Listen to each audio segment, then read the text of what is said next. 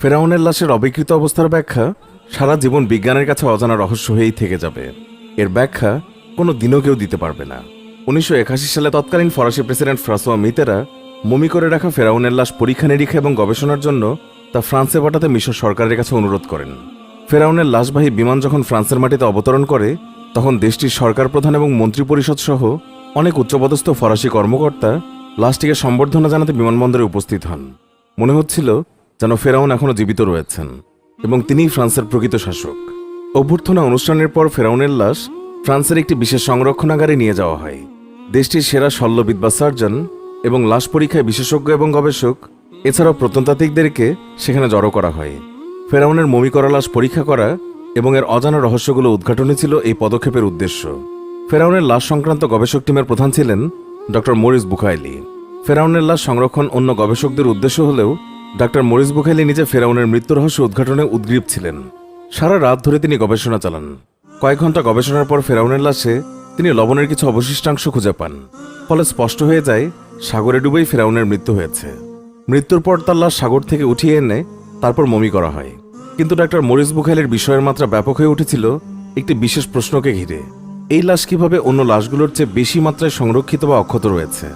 Doctor Morris Bucaille যখন ফেরাউনের মৃত্যুর কারণ নিয়ে চূড়ান্ত প্রতিবেদন তৈরি করছিলেন এবং তাতে এটা লেখেন যে ফেরাউন সাগরে ডুবেই মারা গেছে, তখন উপস্থিত সঙ্গীদের একজন তাকে বলেন এই গবেষণার ফলাফল প্রকাশে তাড়াহুড়ো না করাই ভালো হবে, কারণ এই গবেষণার ফলাফল মুসলমানদের মতের পক্ষে যাচ্ছে। ডক্টর মরিস বুখাইলি তা নাকচ করে দেন, কারণ তার মতে এমন ফলাফলে উপনীত হওয়া অসম্ভব।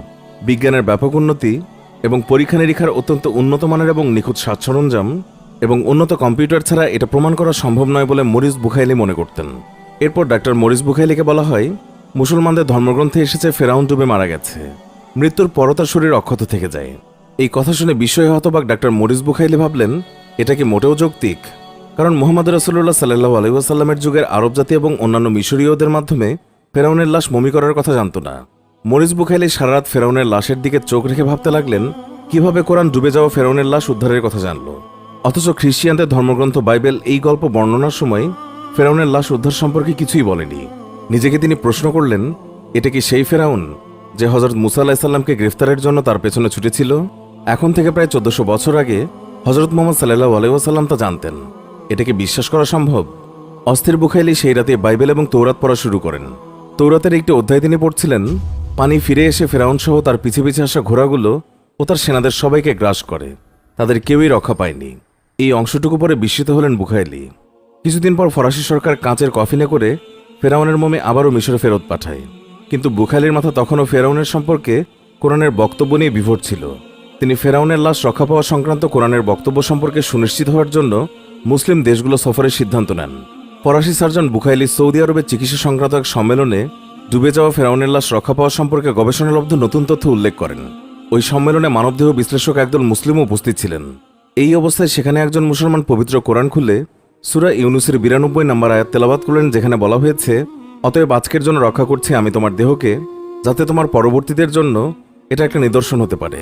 আর নিঃসন্দেহে বহু লোক আমার মহাশক্তির প্রতি লক্ষ্য করে না। বুখাইলি এই আয়াত শুনে সবার সামনে দাঁড়িয়ে যান এবং মুসলমান হওয়ার কথা এবং পবিত্র কোরআনের প্রতি বিশ্বাসী হওয়ার কথা ঘোষণা করলেন।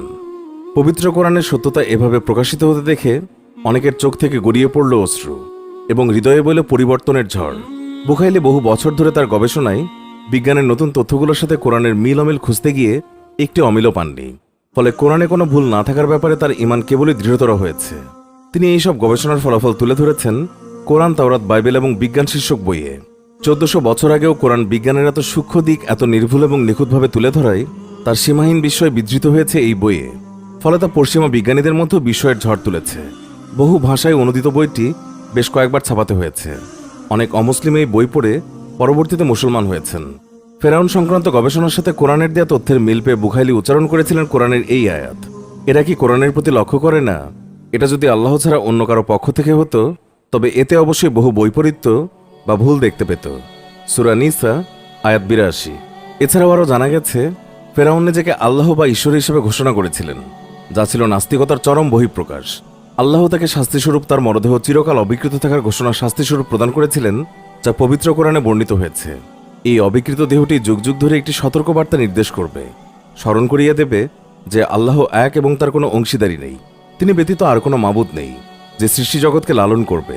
প্রিয় দর্শক, এই ছিল আমাদের আজকের ভিডিও। আশা করছি আমাদের এই ভিডিওটি আপনাদের অনেক ভালো লেগেছে। ভিডিওটি ভালো লেগে থাকলে অবশ্যই একটি লাইক দিন এবং অনেক অনেক শেয়ার করুন। আর এই প্রতিবেদনের ব্যাপারে আপনার মন্তব্য জানাতে ভিডিওর কমেন্ট বক্সে কমেন্ট করুন।